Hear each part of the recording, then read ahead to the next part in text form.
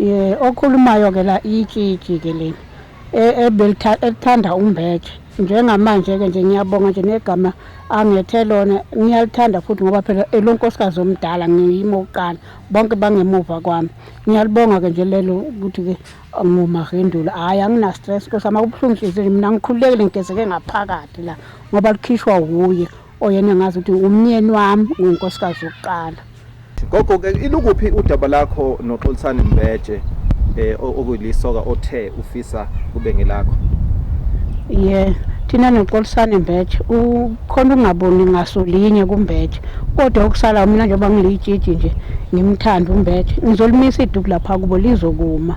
Okwesibili ungatatazela intombi ufuna uma uyishele nje kahle noma ungayishela unyaka wonke noma emibili noma emithathu yona ntombi oyazi ukuthi le izoba unkosikazi wakho futhi nizoshada nayo niyohlala. Lena uzoyishela unyaka owodwa izokushiya futhi.